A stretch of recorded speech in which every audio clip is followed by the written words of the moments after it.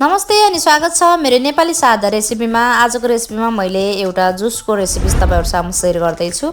यो चाहिँ जमराको जुस हो। मैले चाहिँ यहाँनेर जमराको जुस बनाएर पिउँदै छु र यो जमराको जुस चाहिँ हाम्रो शरीरको लागि एकदमै राम्रो मानिन्छ र यदि हजुरहरु कसैले खाँदै गर्नुहुन्छ तर जमराको जुस कसरी बनाउने भन्ने तपाईहरुलाई लाग्छ भने म आज तपाईहरुको सामु यो भिडियो शेयर गर्दै छु र मैले चाहिँ यहाँनेर यो 10 दिनको जमरालाई तपाईहरुको सामु जुस बनाएर देखाउँदै छु र यो जुस जमराको चाहिँ 8 दिन 7 दिन देखि नै बनाउन सुरु गर्न सक्नुहुन्छ र तपाईहरुलाई यदि जमरा छर्न आउँदैन भने मैले यो भन्दा अगाडि यही जमराको भिडियो शेयर गरिसकेको छु। मैले आई बटनमा पनि भिडियोको लिंक राख्दिन्छु, त्यहाँतिर गएर हेर्न सक्नुहुन्छ र जमरालाई यसरी यति लामो भइसकेपछि मैले यति 1 गाजा जति जमरा काट्छु। त्यसपछि यसलाई सफा पानीमा सफा गरेर मैले मिक्सरमा पिस्दै छु। तपाईहरुसँग सिलौटो छ भने सिलौटामा पनि पिस्न सक्नुहुन्छ।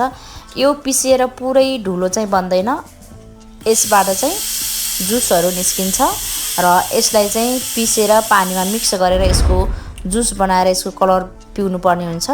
मैले सुरुमा यसरी काटे 1 गाजा जति 1 मुठी अनि सफा पानीमा राम्रोसँग सफा गर्छु। यो सफा नै हुन्छ, त्यै पनि मुनि हल्का जराबाट माटो आएको जस्तो लाग्छ भने तपाईले यसरी सफा गर्न सक्नुहुन्छ। त्यसपछि मैले यसलाई टुक्रा टुक्रा बनाएर मिक्सरमा राखेर यसलाई पानीसँग जुस बनाउने छु र यो जमराको जुस चाहिँ धेरै रोगहरुको अचूक औषधि पनि मानिन्छ र कतिपयले त खाने पनि गरिराख्नु भएको छ होला भिडियो हेर्दै गर्दा र कतिपयले अब खान्छु भन्ने सोचमा हुनुहुन्छ भने तपाईहरुले गुगल सर्च गरेर हुन्छ कि डाक्टरको सल्लाहबाट हुन्छ, तपाईले सल्लाह लिएर कुन समयमा खाने अनि कसरी खाने अनि यसको मात्राहरु कसरी बनाउने भनेर बुझ्न सक्नुहुन्छ। तर यसमा चाहिँ मात्रा बनाउनु पर्ने तरिका चाहिँ छ जस्तो लाग्दैन मलाई। थोरै लिउने, त्यसपछि पानी चाहिँ जुस पिसिसकेपछि आफुलाई कति खान मन छ एकचोटीमा यति 1 गाजा जतिकोलाई तपाईले 1 गिलास 2 गिलास बनाएर पिउन सक्नुहुन्छ।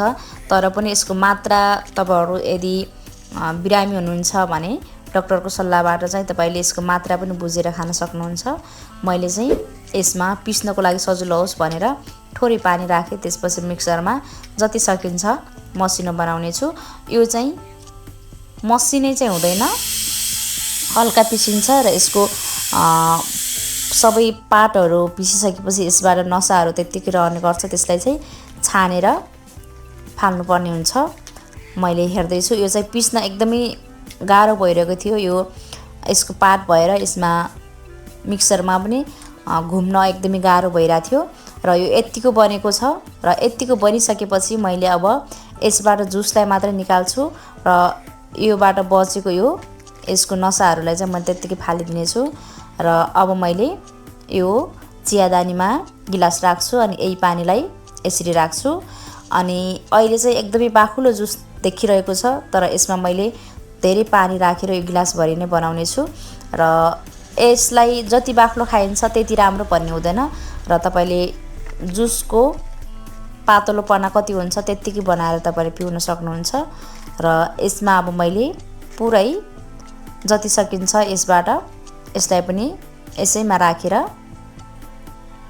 जुसलाई निचुरेर 1 गिलास बनाउने छु र मैले भनिसके यदि जमराको जुस खाने सोचमा हुनुहुन्छ भने तपाईहरुले गुगल सर्च गरेर हुन्छ कि डाक्टरको सल्लाहबाट हुन्छ कि कसरी खाने कति खाने भनेर चाहिँ र यसको फाइदाहरु के छ तपाईहरुको लागि खान योग्य छ कि छैन त्यो सबै बुझेर खान सक्नुहुन्छ। तर मैले बुझेसम्म र मलाई लागेसम्म चाहिँ यो निरोगी व्यक्तिहरुले पनि आफ्नो शरीर स्वस्थ राख्नको लागि चाहिँ खान सक्नुहुन्छ। मैले चाहिँ मलाई चाहिँ त्यस्तो खानै पर्ने भन्ने छैन, तर म चाहिँ यो जमराको जुसको फाइदाहरु धेरै बुझेर मलाई खान मन लागेर मैले चाहिँ यसरी बनाएर खाने गर्छु र यसरी यसको नसाहरु यस्तो जम्मा हुन्छ यसलाई चाहिँ फालिदिने। मैले चाहिँ यति टोटल 1 गिलास बनाएको छु र यो जमराको जुस बनाउने तरिका चाहिँ यसरी नै हो र हजुरलाई यदि आजको भिडियो तपाईहरुलाई एकदमै महत्त्वपूर्ण लागेछ भने भिडियो शेयर गर्न सक्नुहुन्छ र आफूले पनि जमराको जुस खाने सोचमा हुनुहुन्छ भने यसरी नै बनाएर खान सक्नुहुन्छ। आजको यो भिडियोबाट छुटिन्छु। नमस्ते, बाइ बाइ।